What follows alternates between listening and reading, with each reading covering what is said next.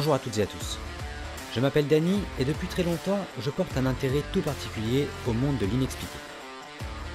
Accompagnés de Théo, nous nous rendons dans des lieux délaissés, abandonnés, ou chez des particuliers pour essayer d'obtenir à notre façon des éléments en lien avec cet univers énigmatique. Dans ce monde d'hypothèses et de théories, nous ne détenons pas la vérité. Personne ne la détient et personne ne peut affirmer quoi que ce soit. Nous cherchons simplement à explorer ces hypothèses et espérer en apprendre plus sur ces mystères. Ensemble, nous vous invitons à lever le voile qui sépare notre monde de celui du surnaturel. Bienvenue dans Tracking Ghost.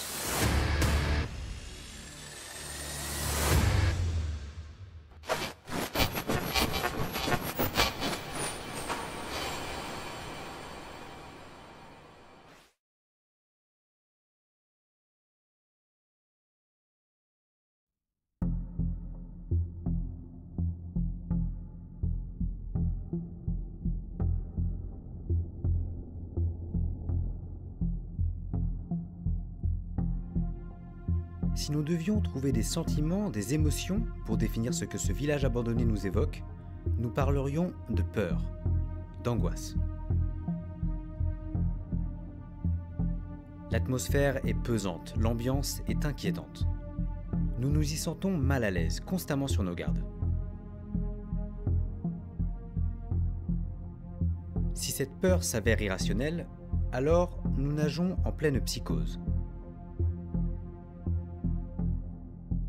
Mais si cette peur est justifiée, il se pourrait bien que ce village ne soit pas totalement abandonné, encore occupé par les invisibles.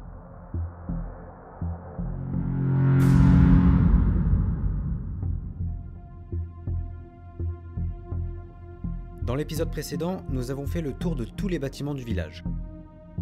L'objectif était simple, repérer l'endroit le plus actif, le plus énergique, afin d'y concentrer notre activité lors de cette deuxième partie d'enquête.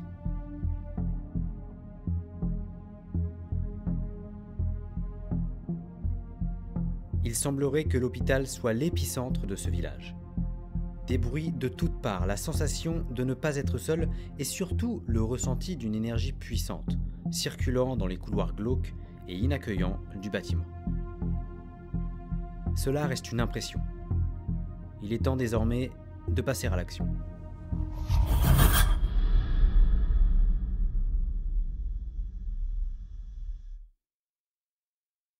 Donc, plusieurs choses à vous dire. Il est encore tôt, déjà, il n'est que 22 heures, parce qu'on a commencé l'enquête très tôt. On va voir ce qu'on fait plus tard. On est retourné dans l'hôpital, on est au premier étage, dans une pièce au fond, celle où Théo avait ressenti une profonde tristesse, soudainement. Donc on va s'installer là et on va tenter une expérimentation. Avant de parler de l'expérimentation, il faut parler de la pierre. Alors Théo s'est procuré auprès de Caravelle Noire, Marine, qu'on connaît bien, qui fait des bijoux ésotériques vraiment beaux.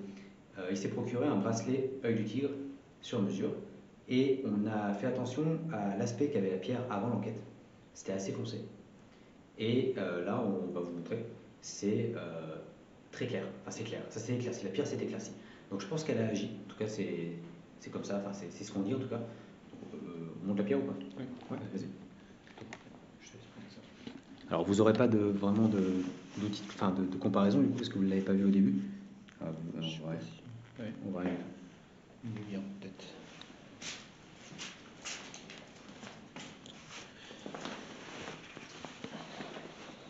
Voilà, donc, attends, mets-toi. La pierre est assez claire. Le marron qui est sur les côtés est assez clair, alors qu'au début de l'enquête, c'était vraiment un marron foncé. Voilà. Donc, on pense que la pierre a agi. Et c'est intéressant de voir ça. Je te rends ça.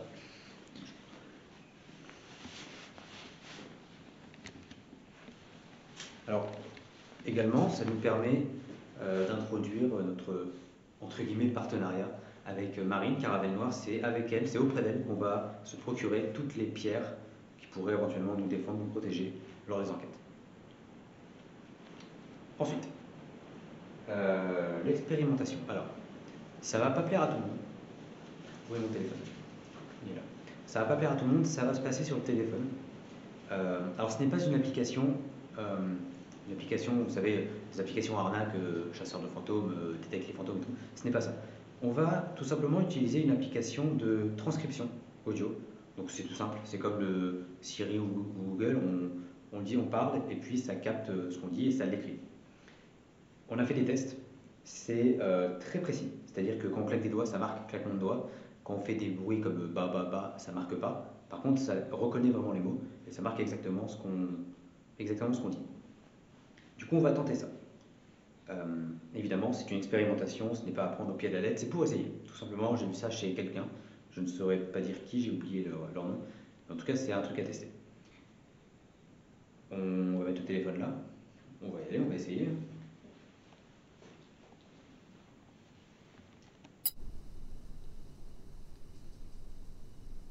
Ok.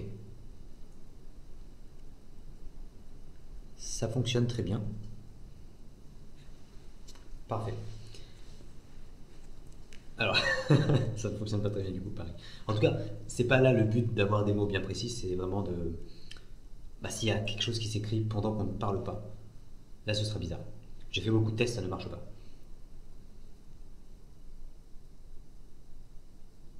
Typiquement là, ça n'a pas marché. Oui, effectivement. Est-ce que l'appareil m'entend bien?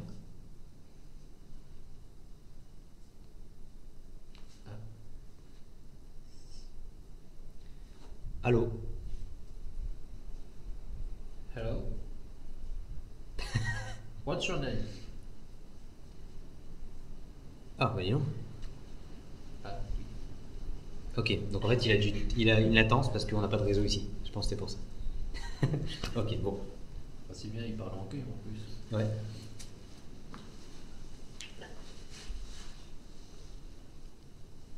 Bon, il fonctionne très bien. Ça va être juste un peu long. Alors, nous sommes de retour dans l'hôpital. On va essayer de parler avec vous à travers ceci.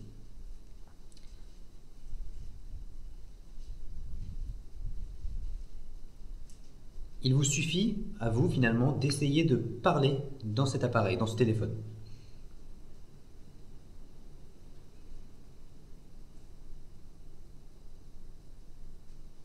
Est-ce que vous êtes là avec nous ce soir?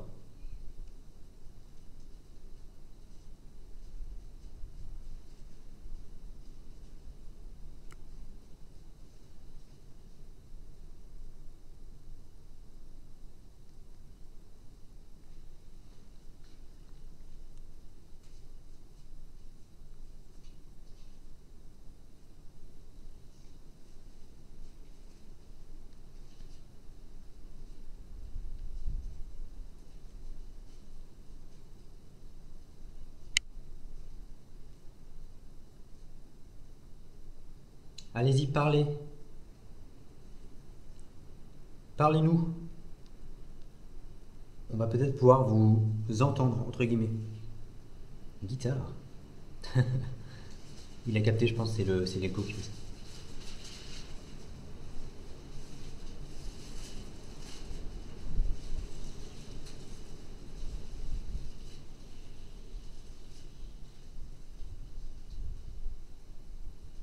Est-ce que vous m'entendez?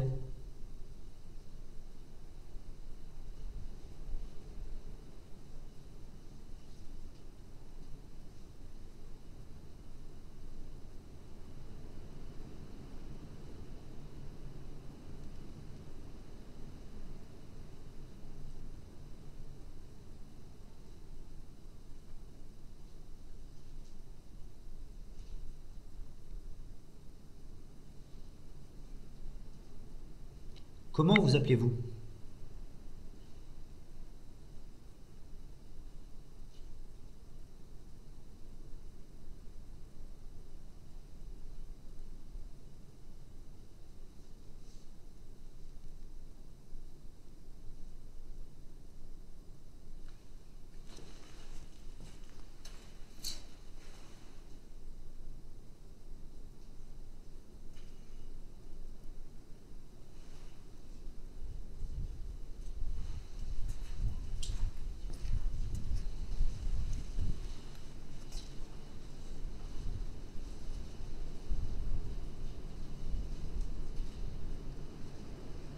Ouais, là il capte qu'il y a du bruit, mais il ne le retranscrit pas parce que ce n'est pas un mot français, quoi, c'est juste le vent.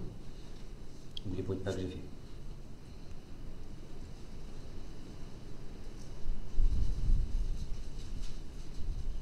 Dites-nous votre prénom, s'il vous plaît.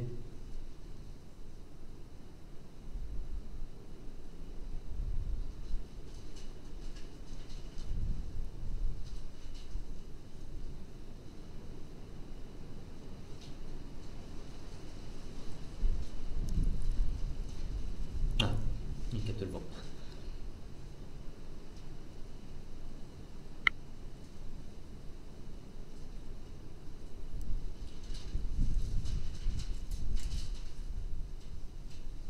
Allez-y, parlez-nous.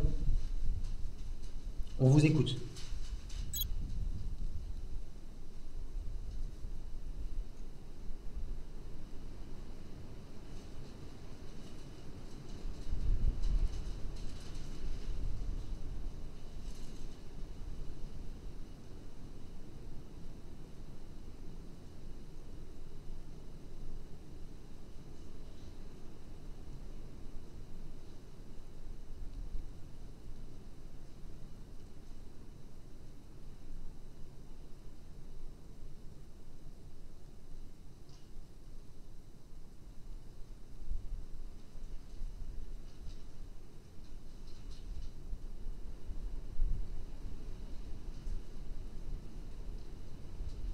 Nous sommes dans la pièce du fond, du premier étage.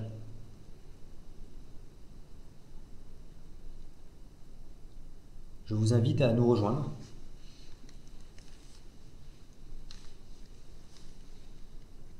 Et à nous dire quelque chose.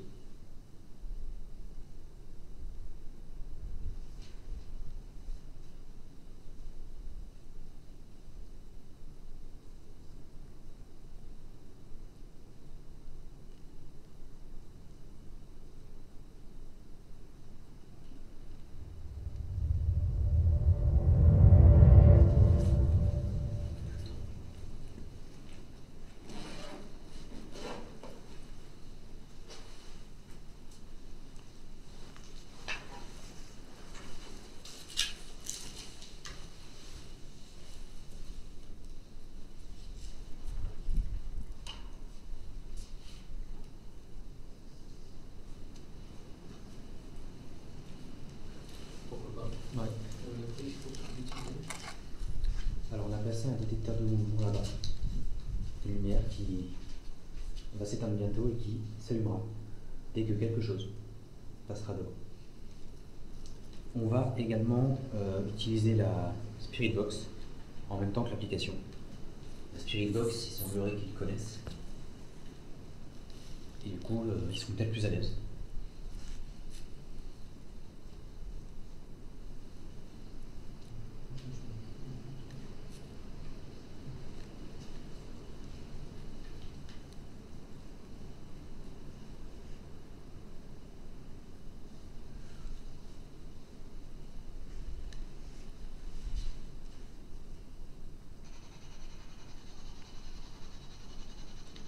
On va utiliser la Spirit Box dans son usage conventionnel. Et puis on fera exactement les mêmes tests et les mêmes analyses que pour l'enquête aux dépendances.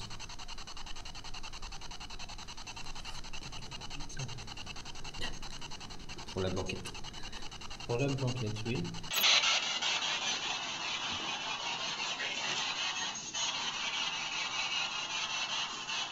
Est-ce que ça marche encore?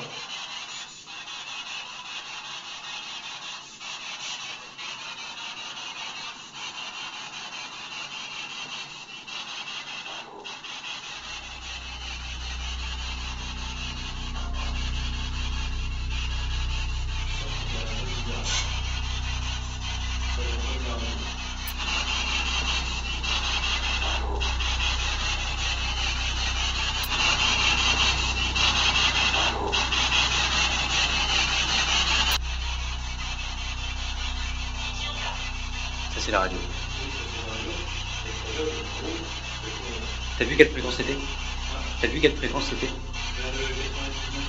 Et bah attends, voir si ça refait pareil au même.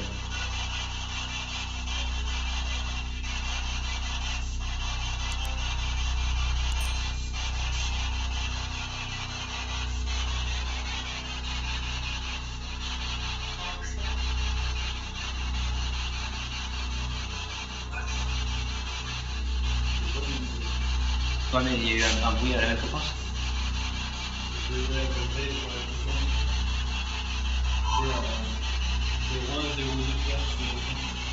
Ouais. Ah, je pense que c'est la radio encore.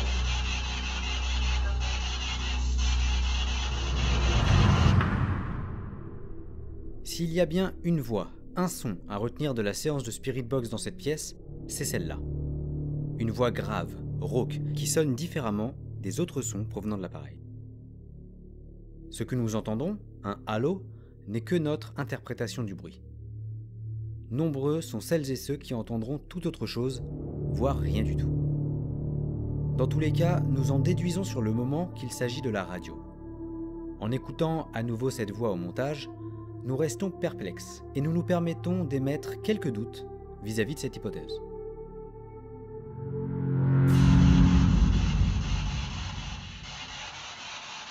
Bon, l'application a totalement saturé. À cause du bruit de la Spirit Box.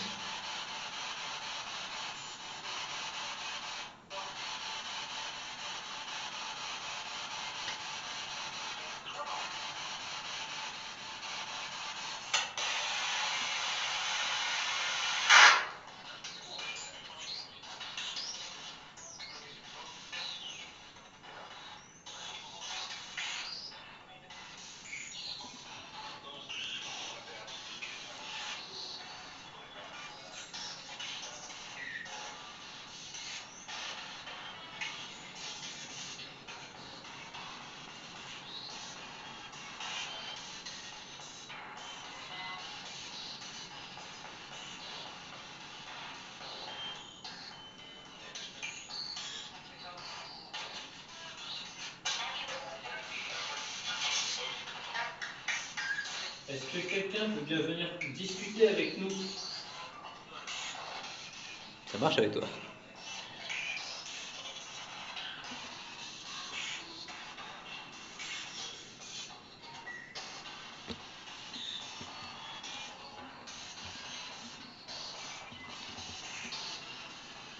On invite toutes les personnes présentes avec nous ce soir à venir dans cette chambre, dans cette pièce.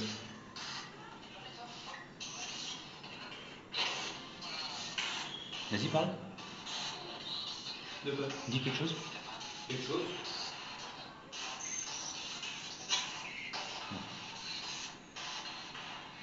Pourquoi vous m'avez amené ici tout à l'heure?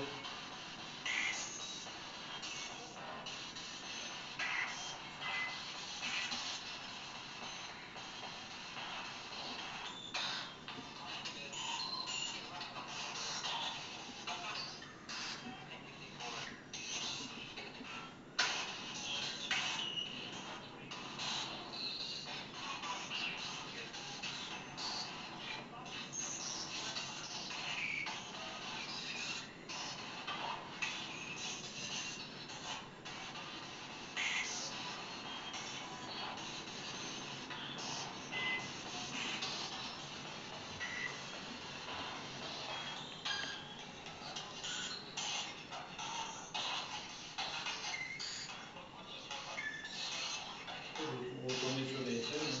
Comment? Je vais retourner sur les FM, il y a moins de bruit. Ouais.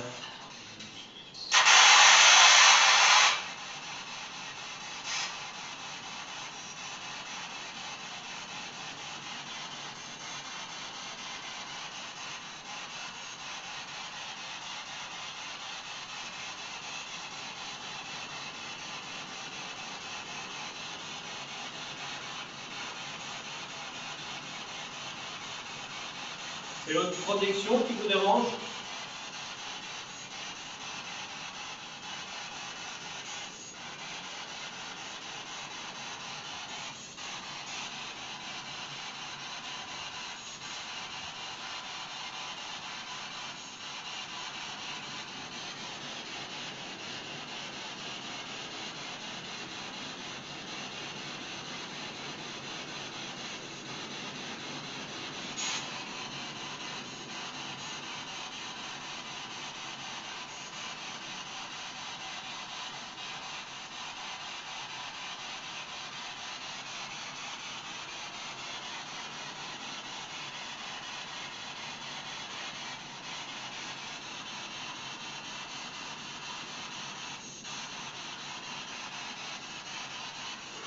Venez nous parler.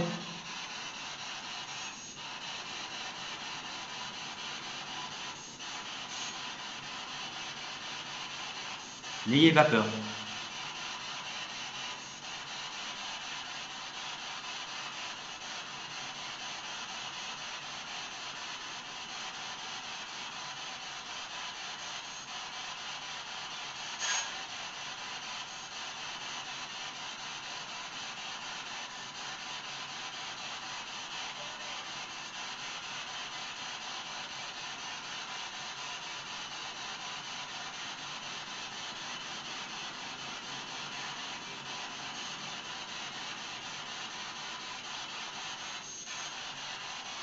Dites-nous quelque chose de vive voix. Essayez de nous dire quelque chose de vive voix.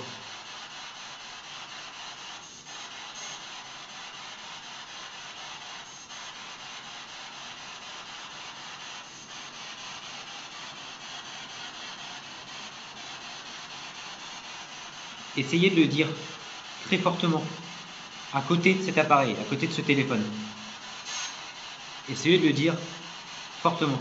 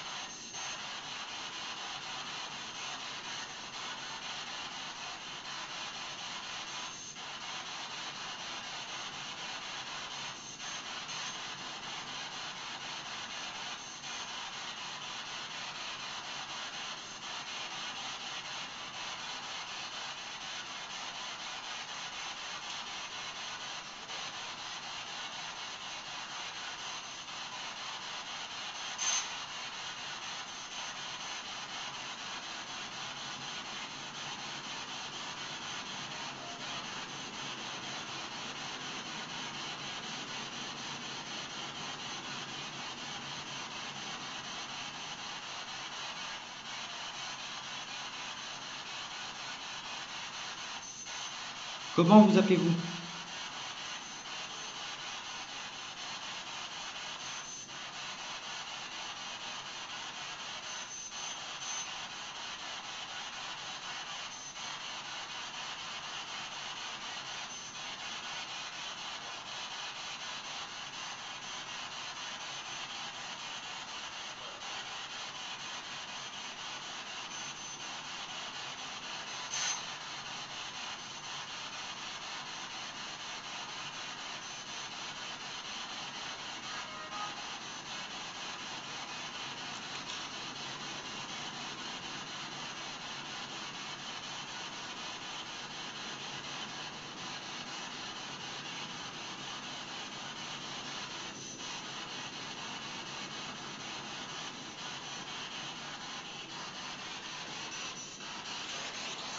Ouais.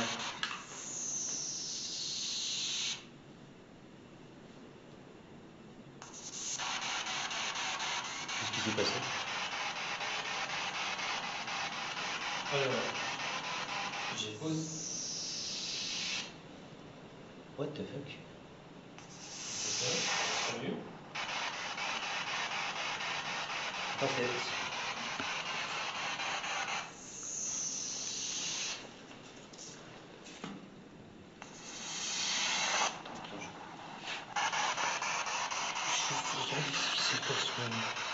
T'as l'enceinte qui...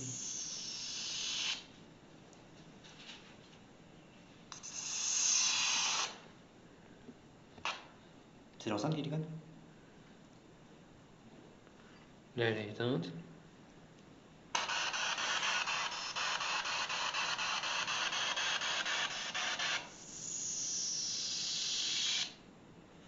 Elle a plus de batterie? Alors là... Tu l'avais chargée? Non. Non? Baisse le son de la spirit pour pas que ça fasse trop fort. Et débranche, voir si c'est l'enceinte ou la spirit.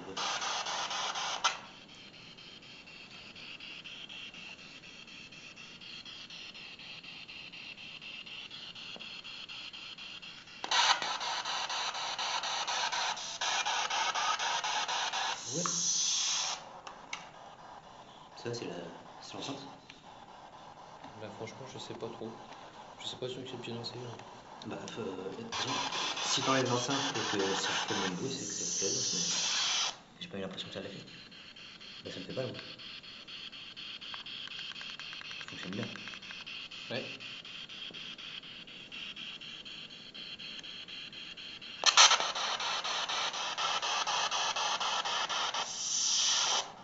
Ok, bah on a notre enceinte qui pète un câble. Ok, super. Alors peut-être que c'est le bruit qui veut dire qu'il n'y a plus de batterie, je sais pas.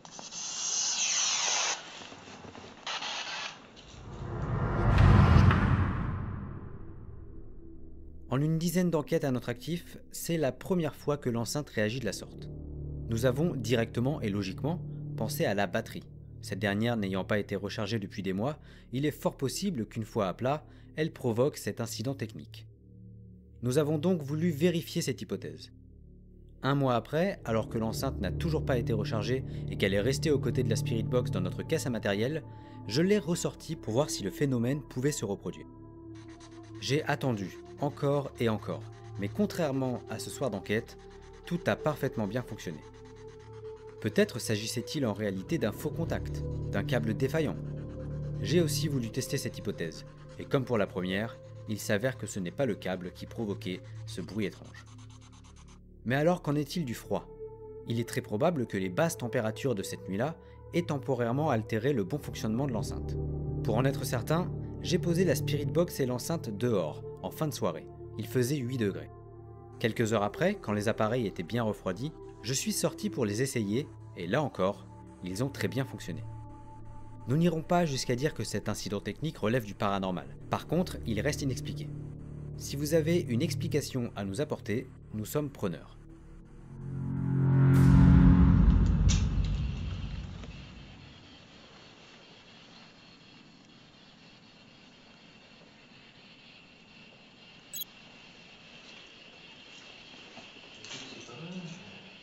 Oh, oh, oh, oh, oh, oh. Il est nuit. Alors,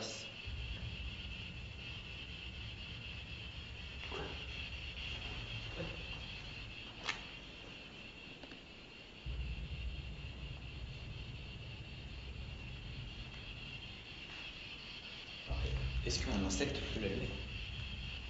Oui. Oui. Alors oui, si un insecte passe devant, il peut. Ah bah alors, c'est Puisqu'il y avait comme toi et moi. Bon, bah, Mais c'est- les papillons, ils n'arrêtent pas de tourner dans la pièce parce qu'il y a la lumière. Pourquoi est-ce qu'ils y sortiraient? Je sais pas. Est-ce que vous êtes passé dans le couloir?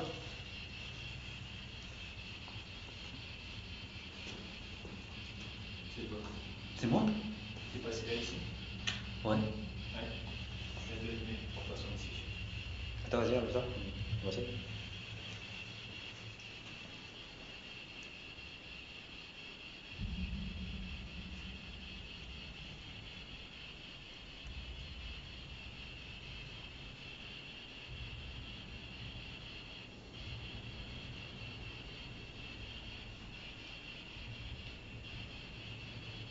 Eh ben dis donc. Un peu plus vite aussi. Ah, Waouh, il détecte de là. ouais. Ok. Bon. Bah, peut-être, Eh bien, ceci aussi, c'est expliqué.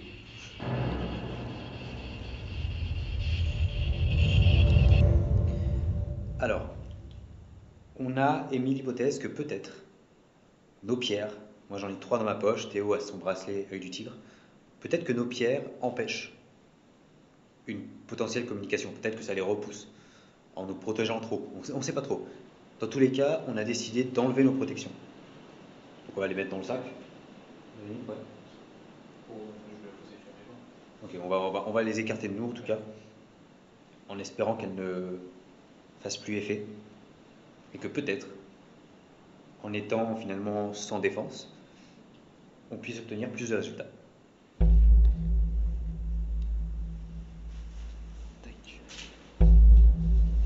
Toutes les pierres sont là-dedans. Et on est reparti. On continue un petit peu ce qu'on est en train de faire et ensuite on va passer à autre chose.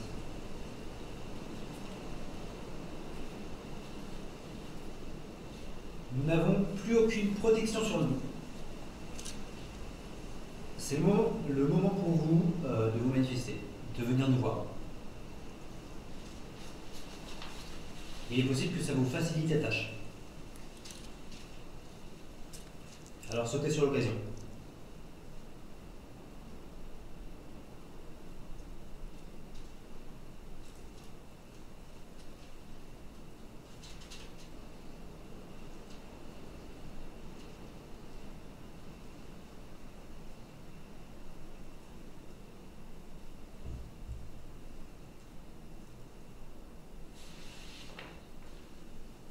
T'as pas tes...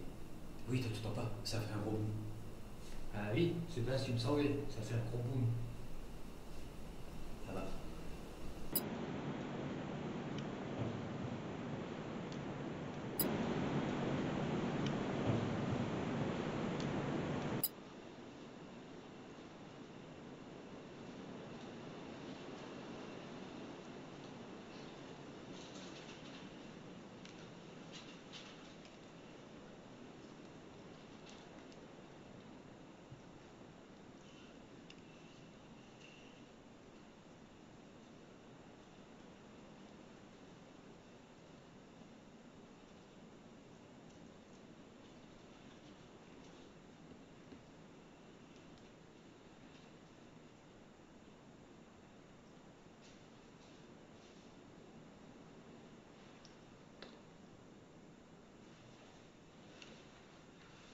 Ça a marché là-bas.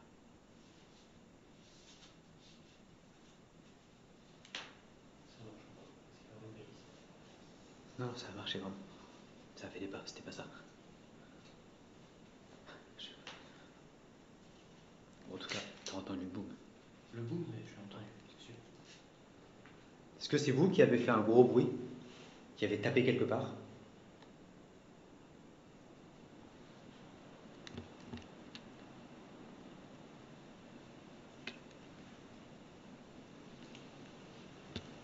Si c'est le cas, refaites-le.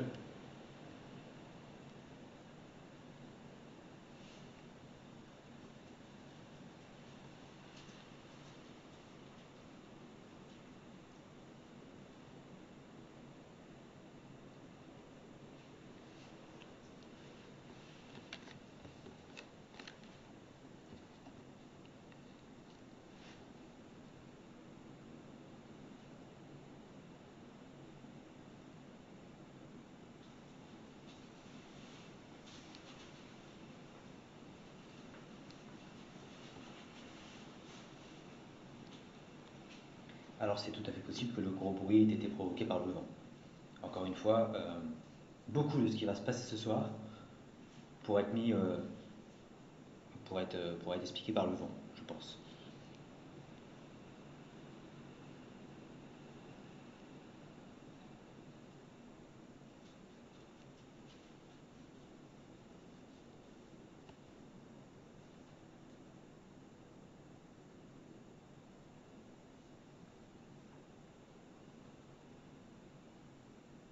Est-ce que vous pouvez refaire le bruit que vous avez fait?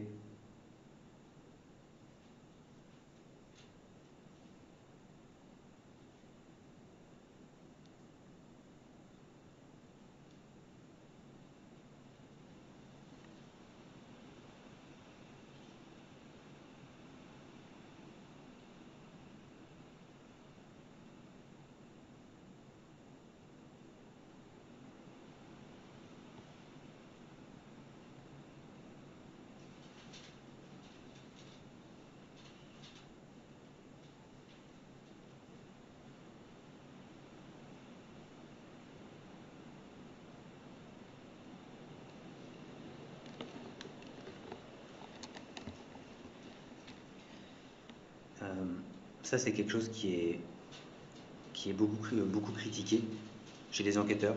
C'est que à chaque bruit, gros bruit ou petit bruit, voilà, on se dit, oh, il s'est passé un truc et tout. Euh, Dans notre cas, je ne sais pas pour les autres, mais dans notre cas en tout cas, on notifie les bruits parce qu'on ne sait jamais. Par contre, on n'affirme pas que c'est paranormal ou quoi. Là, on a entendu un gros bruit, on est obligé d'en parler, forcément. Parce que ça peut être potentiellement une manifestation.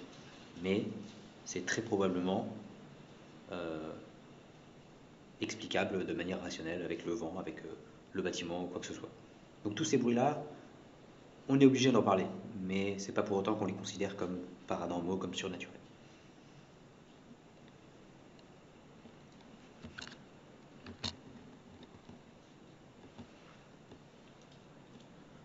Voilà. Ouais, on va arrêter.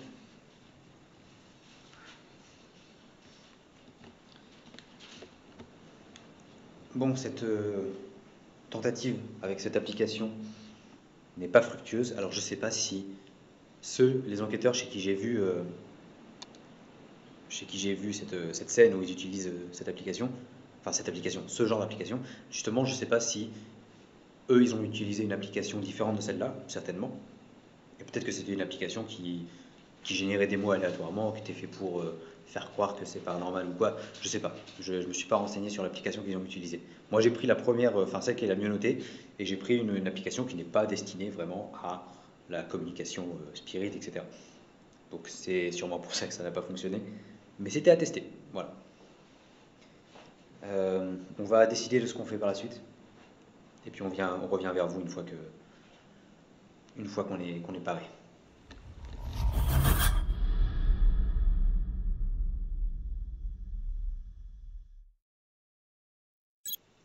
On va tenter quelque chose. On va faire un petit tour encore de l'hôpital. Cette fois-ci avec les K2. Alors on a le K2 qui est un peu plus sophistiqué et on a le K2 normal, histoire d'avoir deux sources quoi.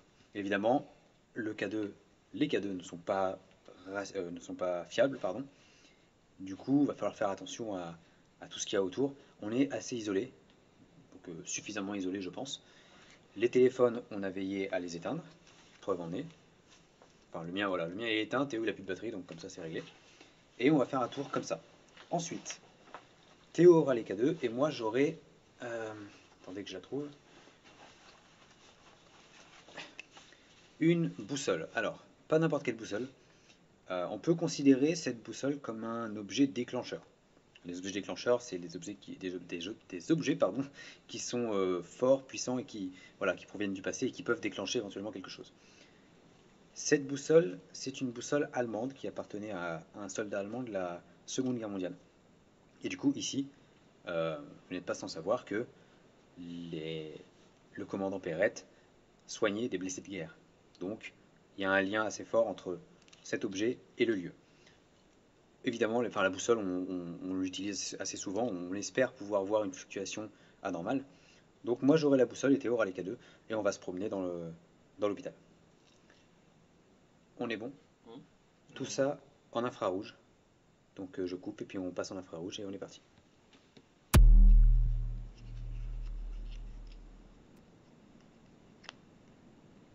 Ouais, on est parti.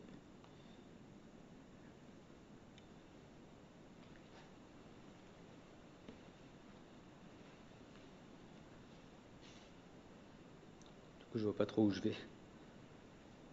Je filme la boussole.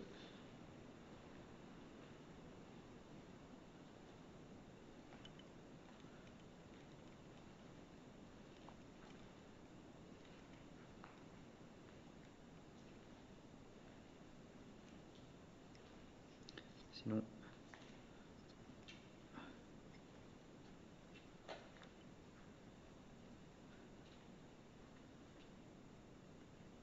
Venez nous rejoindre au rez-de-chaussée. On sait que vous êtes là, on sait que le lieu est très fort en énergie. Donc venez. Venez nous montrer de quoi vous êtes capable.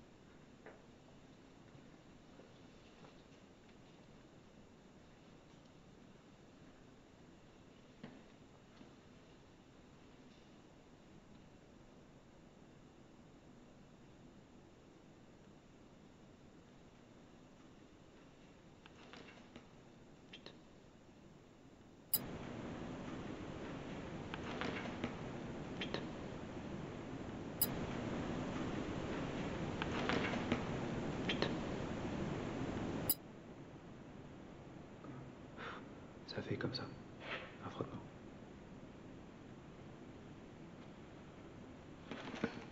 J'ai un peu pire.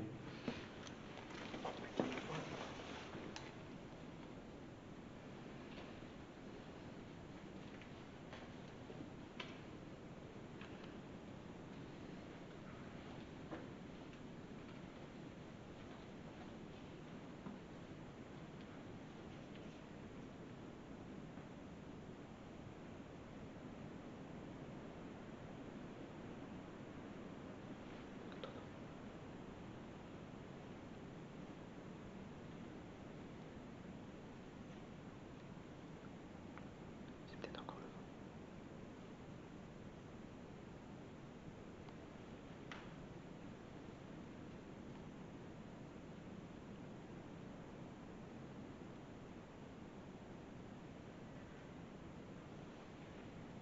C'est quoi?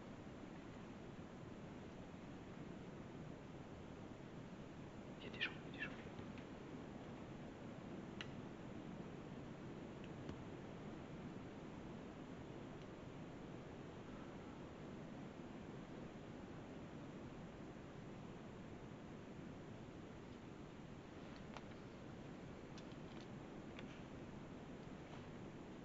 Ça marche, ça marche.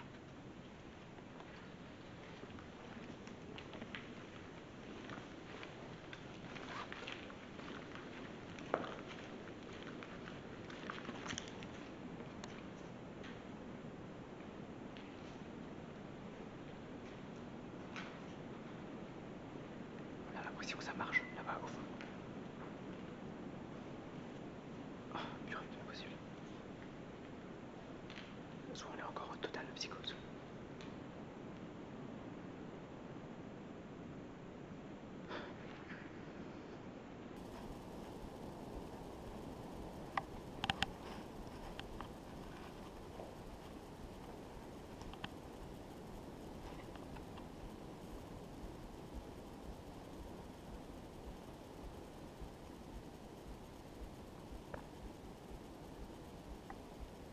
Ouais, on est d'accord. What the fuck?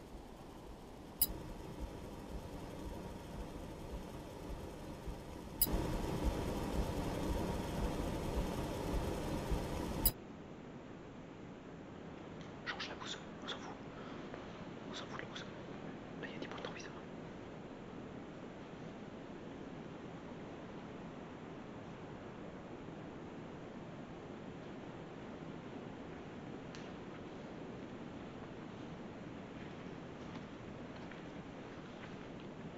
Est-ce qu'on se replie? C'est moi. Désolé, désolé. Est-ce qu'on se replie? On se met dans un endroit safe, un endroit sécurisé.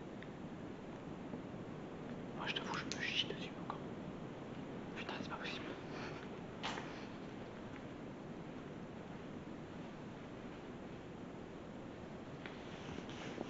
Tu y vas?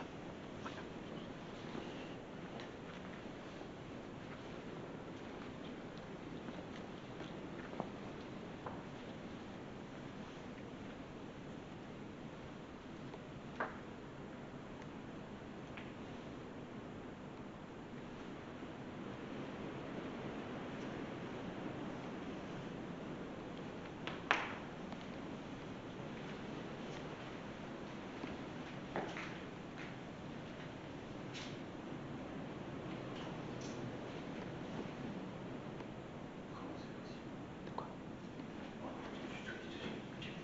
Non, tu ne l'écoutes pas. Oui. Sur la pièce d'à côté. Oui. D'accord. Toi, du coup, t'es parti vite. Mais moi, j'ai reculé doucement. Et j'ai entendu aussi pareil un pas qui venait de cette pièce-là, pas ici. Mais il n'y a personne. Oui, merci. Il n'y a personne. On est d'accord.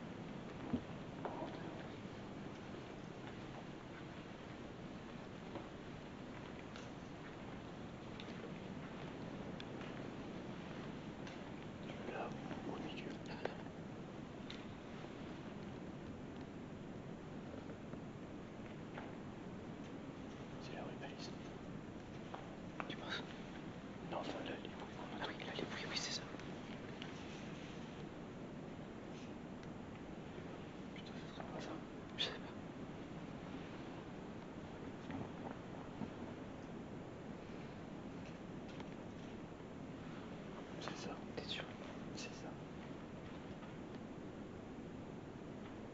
C'est ça. Ok. Là, c'est la valise. Ok. Mais par contre, dans les escaliers, c'est expliqué. Mais dans les chevaux, quoi. Moi, ce que j'ai entendu, c'était vraiment sur des feuilles.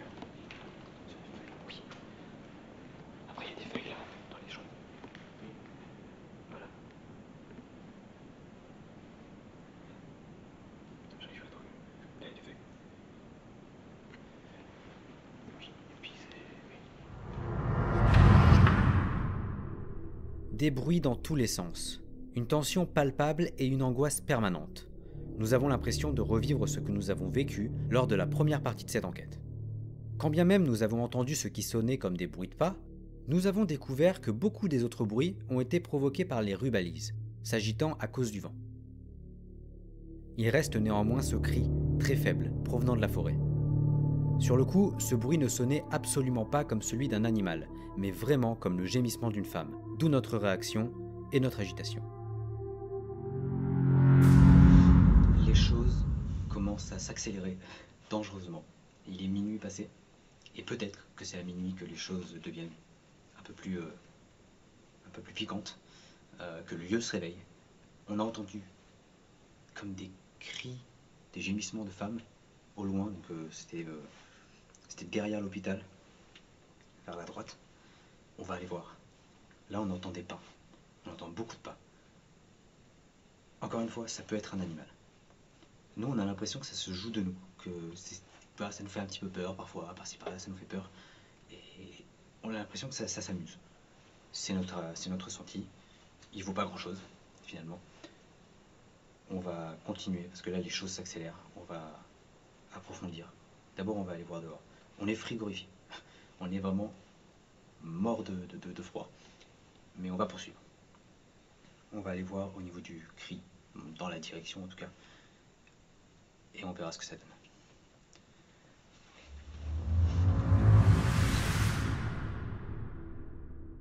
Nous allons nous aventurer dans la forêt, essayant de trouver tant bien que mal l'origine de ce bruit. La végétation étant très dense, l'obscurité s'étant emparée du lieu et la forêt étant difficilement praticable, nous allons finir par rebrousser chemin pour éviter que l'on s'égare. Nous n'excluons pas la forte probabilité que ce cri provienne d'une bête, d'un oiseau. Mais encore aujourd'hui, nous nous accordons sur le fait qu'il sonnait plus humain qu'animal. Cela fait 5 heures que nous sommes sur les lieux, à essayer de déclencher quelque chose, une manifestation, une interaction. Et si nous nous rendions à l'endroit précis où tout a commencé, à l'endroit où il y a 9 mois, nous avons reçu un projectile. Et si on essayait de les provoquer un peu? C'est ce que l'on a tenté de faire, en vain. Nous sommes restés près d'un quart d'heure dehors à attendre, à interpeller, à inciter des potentielles entités à venir à notre contact, mais rien ne va se produire. Ce qui est assez étrange quand on fait des enquêtes comme celle-ci, c'est que c'est généralement quand on en attend le moins, quand on ne le demande pas, que des phénomènes se produisent. La suite et fin de cette enquête seront ponctuées par une communication inattendue, et le début d'un voyage tout particulier pour Théo. La provocation au niveau de l'endroit où on a reçu le projectile n'a pas donné grand-chose, voire rien du tout. Là, on s'est mis dans notre petit cagibi, à l'abri du vent, parce qu'il fait vraiment très froid. On a décidé de se poser là. Et juste d'attendre. Voilà, on va attendre. On va discuter, on va faire notre vie, quoi, et s'il se passe un truc, on interviendra. On va laisser finalement le lieu venir à nous parler, plutôt que nous toujours provoquer et interpeller. Voilà, on va faire ça, on verra combien de temps, mais en tout cas, on va faire ça au chaud, et ça, c'est bien. Donc, on revient vers vous dès qu'on a quelque chose.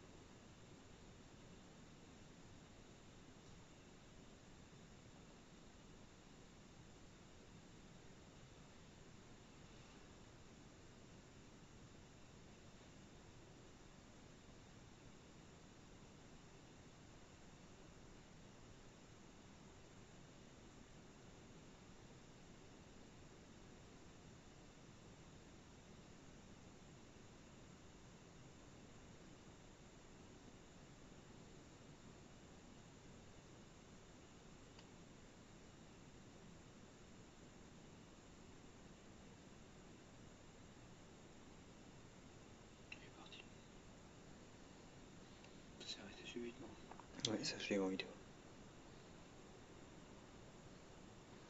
Alors que j'explique, Théo a tenté le pendule. Voilà, on n'avait aucune caméra d'allumée. Théo a tenté le pendule et ça a étonnamment tourné. Alors là, il n'y a aucun courant d'air, on est vraiment à l'abri du vent. Alors Théo avait imaginé, vu une dame tout à l'heure au niveau du balcon. On l'a mentionné tout à l'heure quand on était dehors. Et là, selon lui, il est entré en communication avec elle. Parce qu'il a eu les résultats avec le pendule. Enfin, le pendule a tourné et a répondu. En tout cas, les réactions du pendule concordaient avec ses questions. Il s'est posé des questions dans la tête du coup. Et pas à voix haute. Bon, ça on l'a pas sur la caméra, malheureusement. On a juste le moment où le pendule s'arrête net. Vous l'avez vu normalement.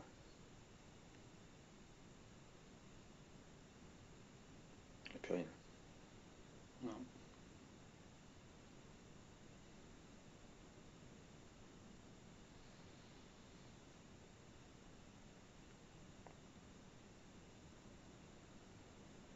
On aurait peut-être dû filmer, mais si on filmait tout, on n'aurait plus de batterie, donc on a décidé de ne pas filmer. Au final, ouais, c'était une erreur.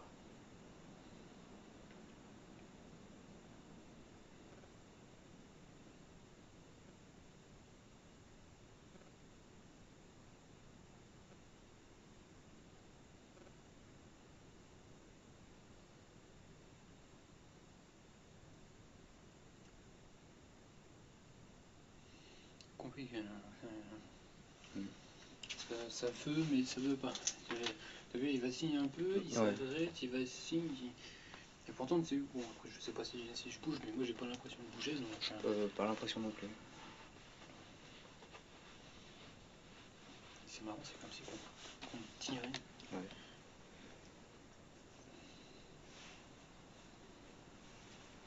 Vous allez la voir venir.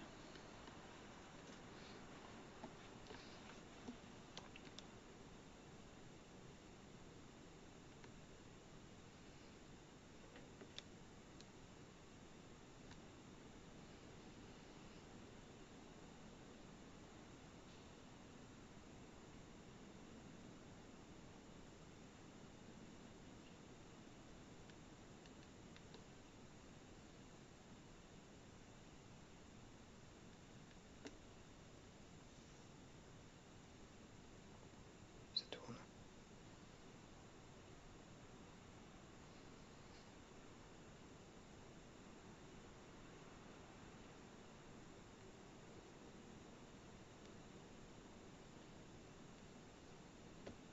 C'est comme si ça a essayé, mais difficilement. Difficilement, soit parce que l'entité ne peut pas, soit parce que c'était mon pendule qui est resté dans ma poche toute la journée, donc en termes d'énergie et tout, Théo il est pas. Voilà. Non, c'est quelqu'un qui bloque. C'est quelqu'un qui bloque. C'est quelqu'un qui bloque la personne. Parce que c'est. Tu vois, ça veut répondre, mais ça bloque. Du coup, on va faire un tour après. Là où on était tout à l'heure avec le Spirit Box, tout le bordel. Ok. On va aller faire un petit tour là-haut. Ok. Je me demande si une vue d'en bas. Une vue d'en bas, ce serait pas mieux pour le voir tourner.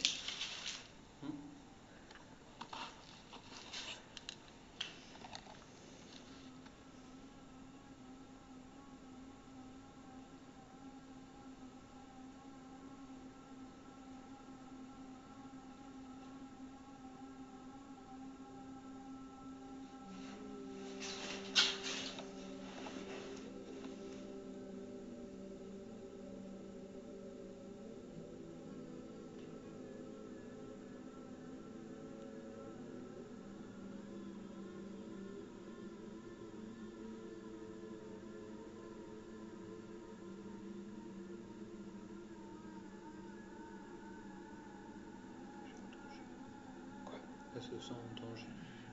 Ah ouais.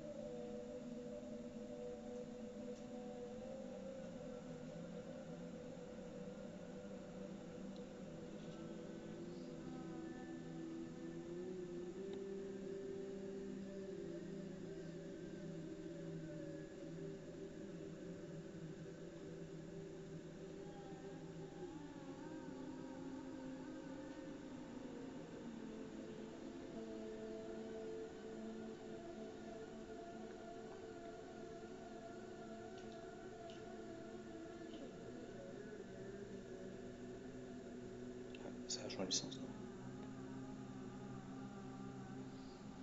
Je sais pas.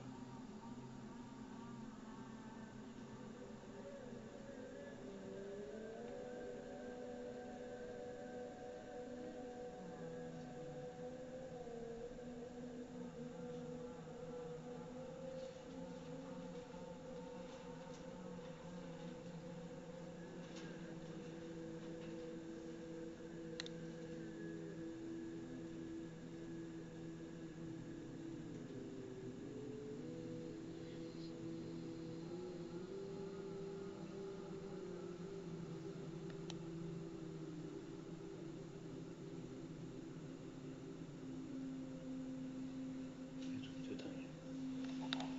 Non, non, il a pas changé de sens. Non, il a pas changé de sens. Toujours dans le même sens, sauf que bah, il a tourné de plus en plus fort. Ouais, ça j'ai vu. Et en fait, le truc, c'est que du coup, je lui ai dit que je voulais l'aider. Ça commence à tourner un peu plus. Je lui ai dit que je voulais qu'elle repose en paix, en fait, pour toujours. Et je lui ai dit que bah, j'étais là pour l'écouter. Et du coup, c'était pour ça que ça s'est mis à tourner encore plus fort et que d'un coup, bon. Alors, deux possibilités. Est-ce que le fait de lui avoir dit ça, du coup, ça l'a aidé à partir? Ou est-ce que bah, ça fait comme en bas dans le KGB, quoi. Ouais. On l'empêche de justement partir. Je sais pas. Là, c'est encore très délicat Là, parce que oui. c'est que toi qui. Voilà. Ouais. Là, c'est vraiment que toi, c'est très subjectif. Donc, c'est très compliqué de rationaliser ça. Oui. Je t'avoue que pour moi aussi c'est un peu déroutant parce que je ne pensais pas que ça allait fonctionner. Chez Julien, on a bien vu que Bah, chez Julien, il n'y avait rien. ça marchait pas. Maintenant, alors que là, rien, tu vois, j'ai beau faire ça. T'as vu? Ouais. Chez Julien, ça bougeait pas d'un poil. Par contre, là. Bah, chez Julien, oui, ça bougeait tout le temps en fait. C'est moi qui Ouais, mais bougeais. quoi, C'est moi qui bougeais. Oui, bah oui. C'est pas. Tu vas recommencer ou pas? Ouais, ça y est. Je vous fais un peu les vins. Putain, par contre, ça pompe de l'énergie, j'ai faim. Non, ouais, mais Mais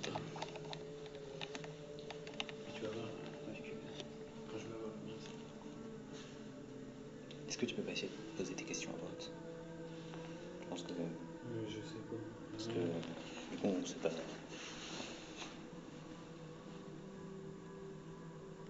Est-ce qu'il y a quelqu'un avec nous ici?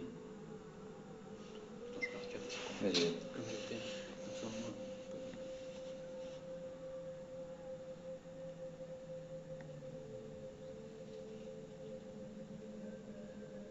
Est-ce que quelqu'un est là avec nous?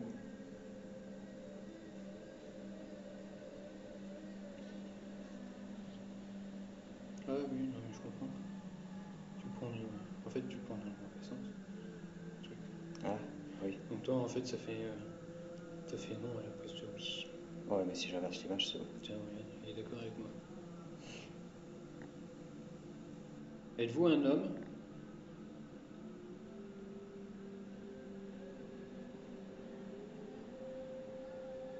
Est-ce que la femme avec qui j'ai discuté est encore là?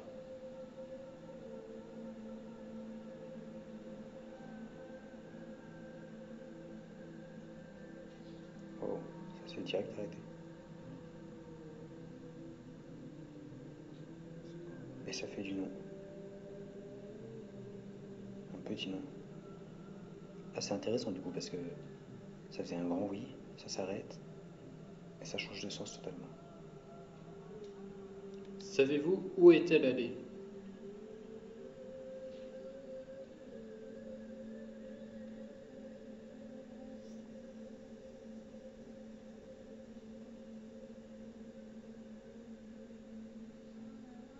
Est-ce que quelqu'un l'empêche de partir?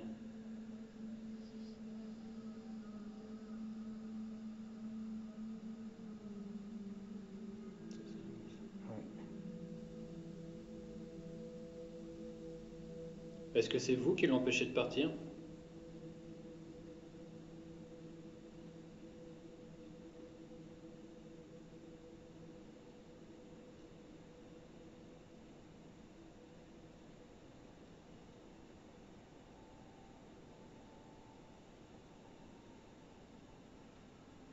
Est-ce un autre homme?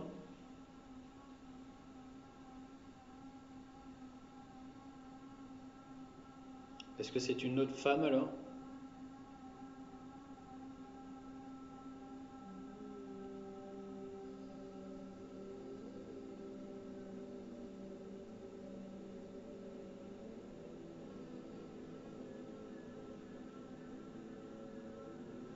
Est-ce que c'est quelqu'un de méchant du coup?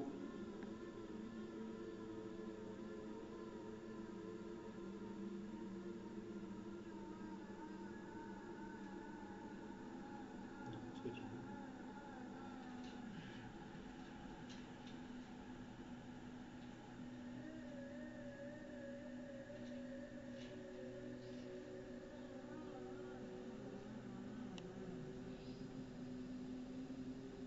Je voudrais pouvoir l'aider, cette femme-là.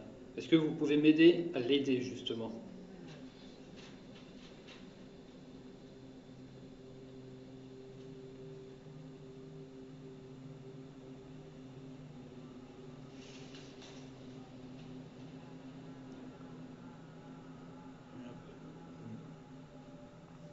On remarquera qu'il y a une bourrasque de vent et que ça n'a rien changé au pendule. Non. Il a continué.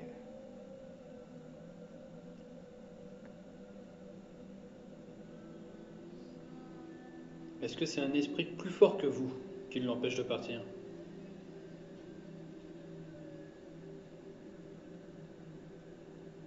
Est-ce que c'est elle-même qui veut rester là?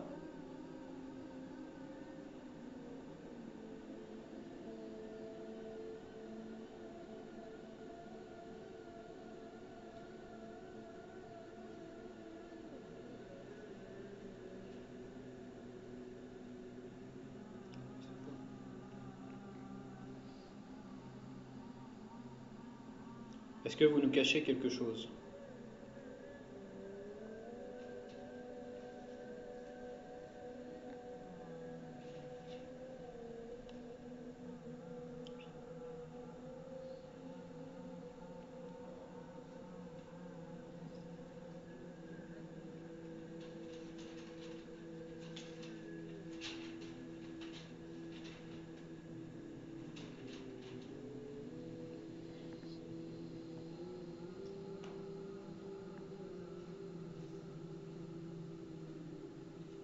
Est-ce que vous êtes triste, du coup?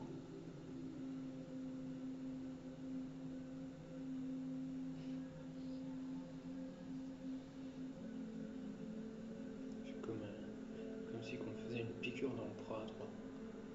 Pas droit. Ouais. Ah, c'est peut-être parce que tu es dans la même position. Non. Non, c'est comme une piqûre.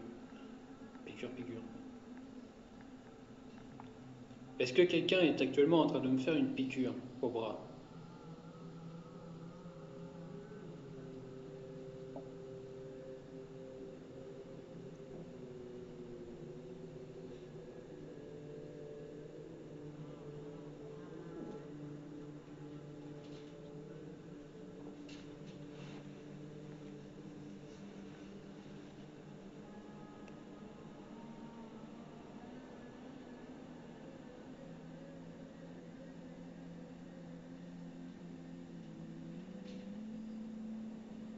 Est-ce que vous voulez rester ici, monsieur?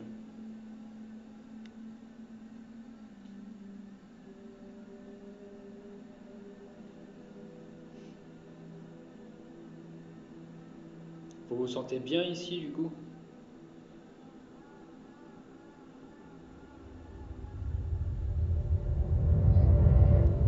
Demande-lui si on est à Paris ici. Si on est à Paris. Est-ce que vous savez si on se trouve à Paris ici?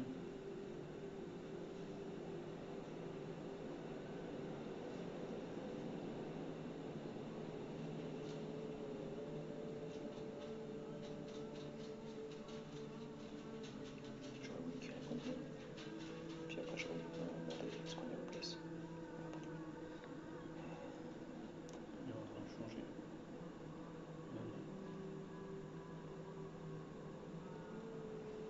Est-ce qu'on est au village de Houblès, géré par le général Beret?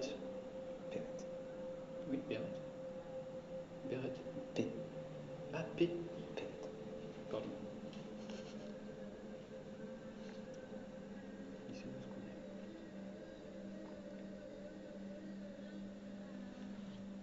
Est-ce que nous sommes en 2021, monsieur?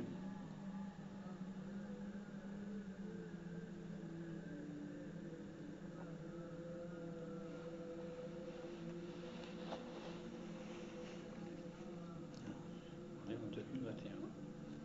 Putain, mais ça arrête pas de tourner en oui en fait. C'est bizarre.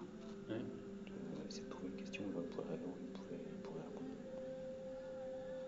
Est-ce que vous avez été blessé grièvement à la guerre?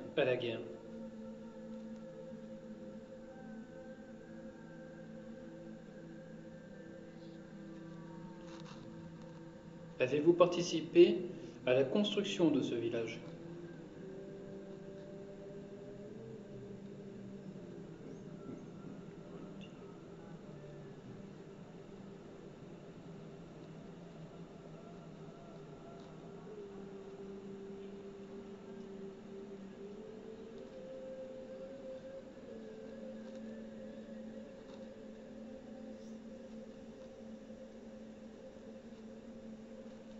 Ça fait plus, oui, ça fait un tour.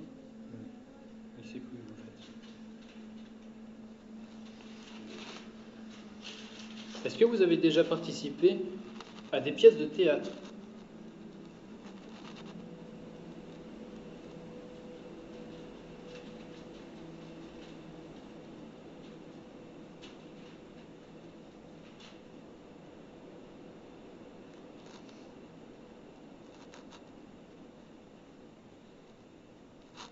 Ouais, qui commence à fatiguer.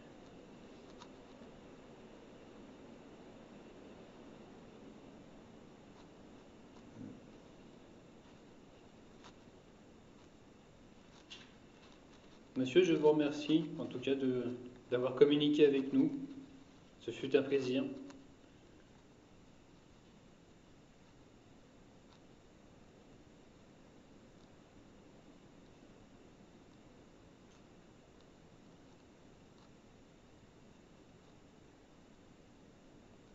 Et je pense que nous reviendrons communiquer avec vous un peu plus souvent désormais. Je vous remercie en tout cas.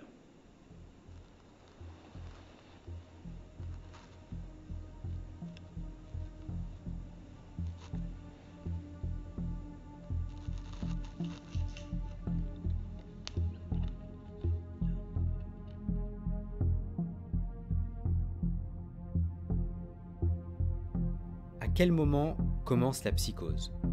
À quel moment s'arrête-t-elle? Nos peurs sont-elles toujours justifiées ou sont-elles irrationnelles? Nous n'avons jamais été autant stressés, aux aguets, que pendant cette enquête. Est-ce que nos événements passés dans ce village l'été dernier, ainsi que l'ambiance, l'environnement du lieu, nous ont inconsciemment influencés, nous plongeant dans une psychose des plus totales? Ou alors, nos ressentis étaient-ils corrects? Peut-être y avait-il vraiment, à nos côtés dans ce village, une ou plusieurs forces invisibles ayant semé la tourmente et l'angoisse autour de nous pendant 7 heures. C'est difficile à dire. Mais quand bien même nos esprits auraient imaginé le danger de toute pièce, il reste cette voix grave et étonnante, provenant de la Spirit Box, et ce premier potentiel contact établi entre Théo et un homme grâce au pendule.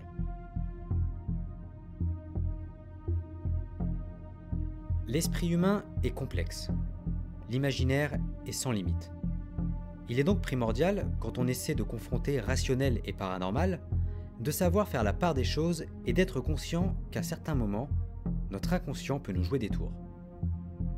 A contrario, si l'on décide d'écouter son instinct, ses ressentis, si on leur accorde un peu d'importance, tout en gardant à l'esprit qu'ils peuvent être influencés, alors on ouvrirait peut-être des portes vers quelque chose d'insoupçonné.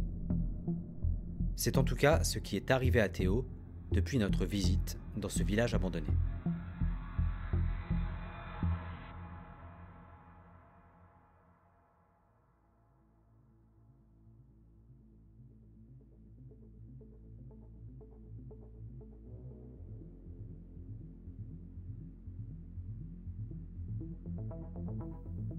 Ce qu'on a vécu dans ce village abandonné, c'est, je pense, quelque chose d'unique dans cette aventure qu'est Tracking Ghost. Parce qu'en une dizaine d'enquêtes, on n'a jamais eu autant peur, on n'a jamais autant appréhendé du début à la fin une enquête. Et ouais, c'est ça. Je pense pas qu'une telle enquête se reproduira de sitôt. Et ce sera certainement pas la dernière, mais en tout cas, c'était l'enquête la plus compliquée à tourner, ça je peux vous l'assurer. Grosse frayeur. Grosse frayeur. Et encore grosse frayeur. Voilà, honnêtement, c'était ça. Après, il y a un moment où ça s'est vraiment calmé, un peu vers la fin, juste avant qu'on parte. C'est vrai que ça s'est vraiment calmé.